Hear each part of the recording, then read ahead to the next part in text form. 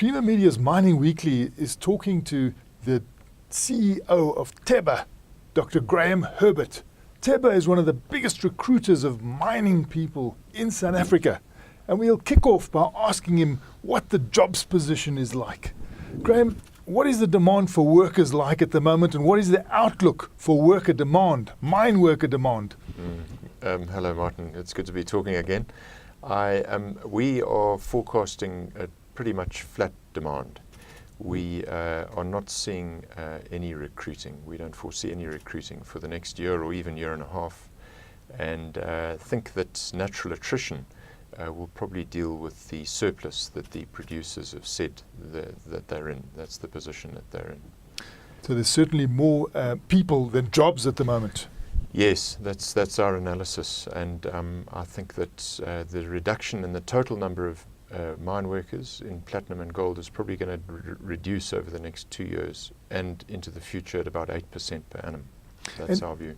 And is there a bit of anxiousness about the perception that platinum workers earn more than gold mining workers, and is that true? I'm not sure about whether it's true or not. I mean, there's been a lot in the press about the analysis of the outcome of that strike, and I haven't concluded whether it is true or not. But the perception here, I think, is more important.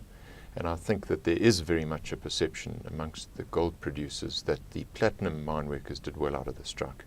And I think that's just the behind-the-scenes politics and public relations message that's being used by the respective unions. And do you think there could be dissatisfaction among the gold mine workers to the point where we might have some strikes? Yes, I do. We think that we are concerned about that for next year. I mean, we can see a few reasons why there could be a strike, and this is specifically in gold. We certainly hope that there won't be. We hope that sanity will prevail. We hope that the respective stakeholders will play their roles quicker than they did this year, and therefore, stave off a strike. But it remains a concern for us. And so Teba, originally very recruitment orientated, now got more offerings. How would you describe those offerings now? What are the offerings that come out of Teba these days? They've always been there. But we, I suppose, historically are far more famous for our distant recruiting.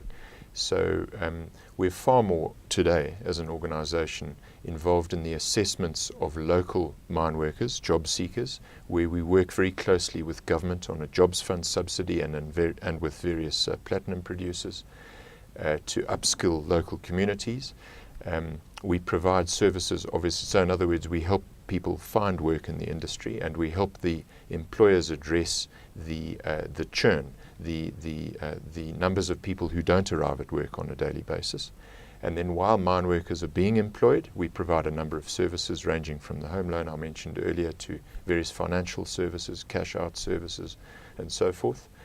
And then once mine workers are finished their work in the industry, we like to ensure that they are paid the money that they are owed by the respective funds and so forth. And then lastly, we like to coordinate the development initiatives of the employers in their commitments through their SLPs in sending areas, both host communities and also traditional sending areas. And finally, can you give us some statistics, some of the numbers of the people that come through your organisation into the mining industry on an ongoing basis? Well, those numbers have changed significantly since 2003, for example, which is when the Immigration Act was promulgated, prohibiting the mining industry from recruiting foreign novices. So we were only in those days then allowed to recruit foreign mine workers with skills. And that has created a dramatic change in the demographic breakdown of mine workers, where in 2003, a high number, 60% or so, of our mine workers came from foreign countries. That number now is less than 30%. And the other big difference is that going back to 2003, large numbers of the South African mine workers came from distant places like the Eastern Cape and KwaZulu. And today, that number has changed almost diametrically, and those numbers are diminishing rapidly, and a far larger number of mine workers are being employed in the host communities around the mine. And Teba's business model has shifted accordingly in the last 10 years, and prior to that also had some dramatic shifts. So we're excited about this industry. There are some massive challenges, but we're not hiding away from those challenges. Our sense is that there's a common understanding about what those problems are, and that there's a focus on how to resolve them.